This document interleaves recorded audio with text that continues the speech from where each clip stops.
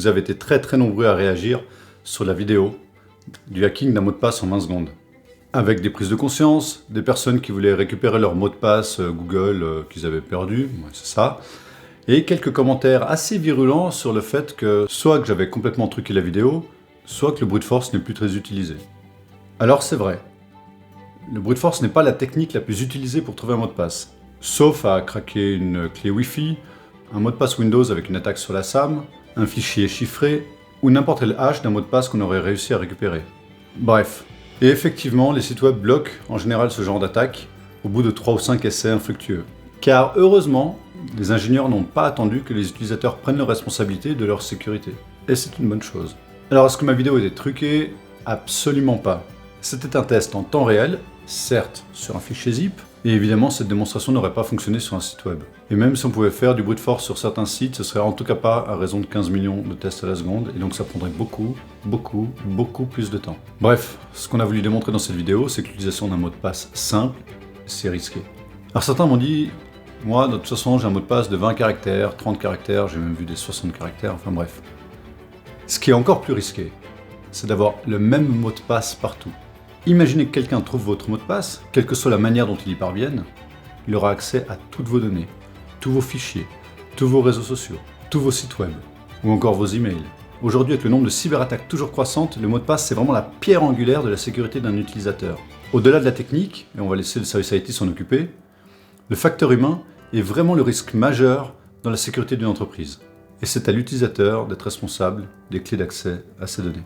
C'est donc hyper important d'avoir un mot de passe complexe et unique pour chaque site et que l'on change de temps en temps.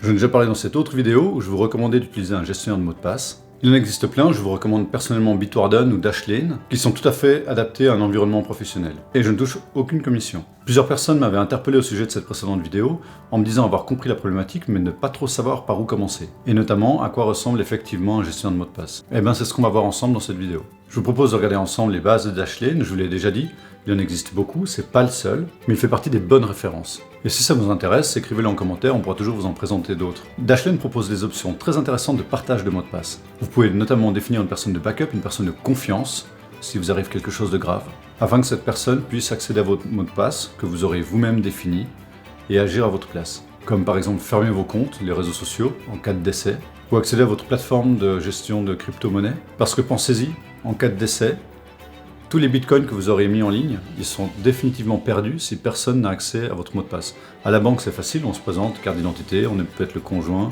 ou on peut avoir les procurations de quelqu'un, etc. En plateforme en ligne, ça n'est pas possible.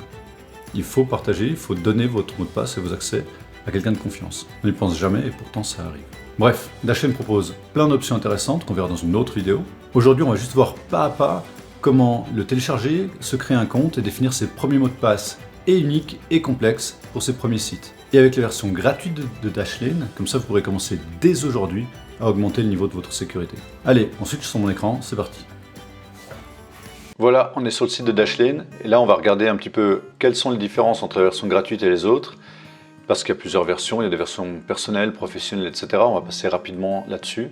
Et puis on va regarder comment télécharger l'extension Dashlane, parce que c'est effectivement une extension, créer son premier mot de passe, utiliser son premier mot de passe, modifier son mot de passe, et après vous serez prêt à être des patrons résilients, à augmenter le niveau de sécurité de votre vie numérique et d'utiliser un gestionnaire avec un mot de passe complexe et unique pour chacun de vos accès. Nous aujourd'hui on va juste regarder la différence. Il y a une version gratuite. La version gratuite elle est limitée à un appareil, donc un ordinateur ou un téléphone. Si vous avez un portable, un fixe, un téléphone, il faudra absolument passer sur la version premium qui, pour à peu près 40 francs, 40 € par année, c'est pas une grosse somme pour pouvoir avoir ce niveau de protection pour votre vie numérique. Vous êtes limité aussi à 50 mots de passe, ce qui conviendra à la plupart des personnes. Il y en a peu qui ont plus de 50 mots de passe. C'est clair qu'il y en a aussi plein qui en ont plus que 50, mais ceux qui en ont plus que 50, j'espère que vous connaissez déjà Dashlane ou un autre gestionnaire de mots de passe, vous avez évidemment le choix. Vous pouvez déjà faire des partages sécurisés avec cette version gratuite. Les partages sécurisés, je vous en ai parlé sur l'exemple de la crypto-monnaie. Si vous avez un compte en crypto-monnaie, ça serait assez important que vous partagiez votre mot de passe avec une personne de confiance en cas de pépin, un décès par exemple, que cet argent ne soit pas perdu et qu'elle puisse être transférée à quelqu'un ou récupéré par votre conjoint, par vos enfants et quelque chose comme ça. Évidemment, vous avez aussi mis en place une authentification forte sur votre plateforme de crypto-monnaie. Il faudra aussi penser à faire ce transfert-là, mais ça c'est un détail, peut-être le sujet d'une autre vidéo.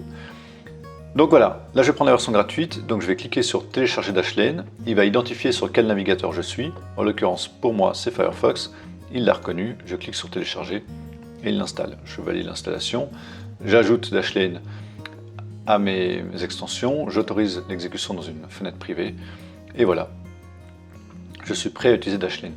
Donc là, je vois que maintenant j'ai ma petite icône rouge du Dashlane, quand elle sera connectée, elle sera verte, je clique dessus, et je vais simplement devoir créer un compte. Alors la première étape, pour notre confidentialité et pour eux une priorité, très bien.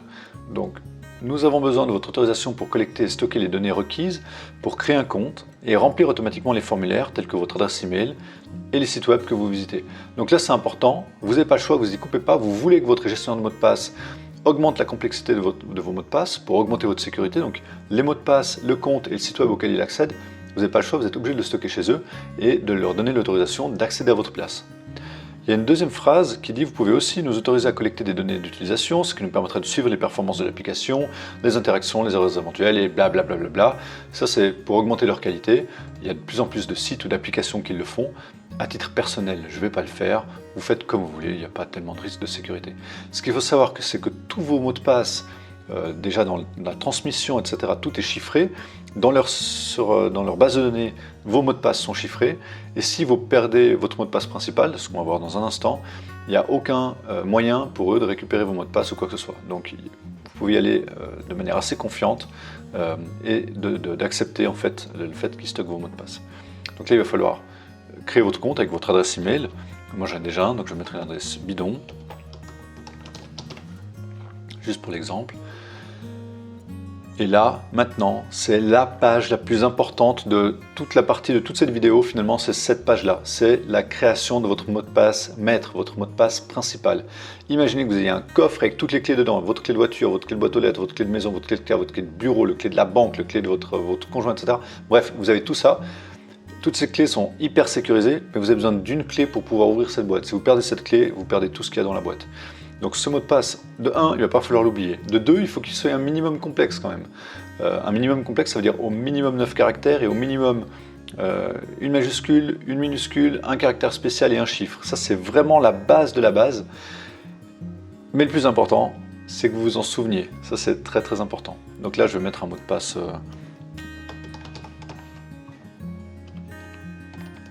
fort, voilà. Je vais reconfirmer ce mot de passe fort. Est-ce que je souhaite recevoir des astuces et offres, etc. Personnellement, je dis non.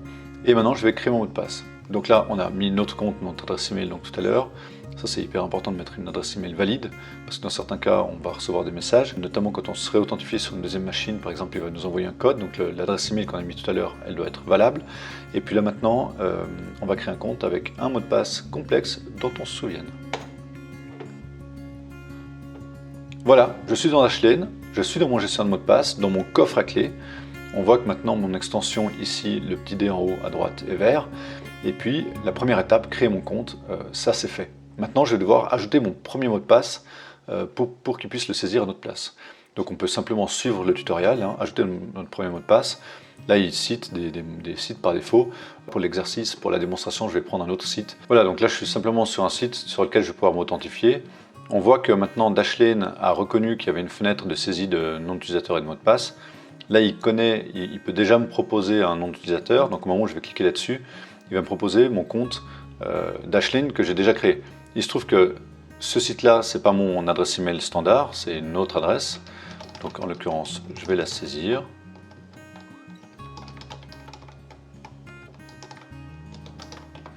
Et puis là, le mot de passe que je connais, mon mot de passe habituel que j'ai mis sur ce site. Là, ce qui est important, c'est comment je vais me loguer. Bon, le site va m'authentifier, mais Dashlane a reconnu comme quoi il y a un nouveau compte et un nouveau mot de passe qui ont été saisis. Il va me proposer simplement de l'enregistrer. Donc là, c'est ce qu'on va faire effectivement. Il est enregistré. Voilà. Maintenant, je peux aller l'afficher dans Dashlane.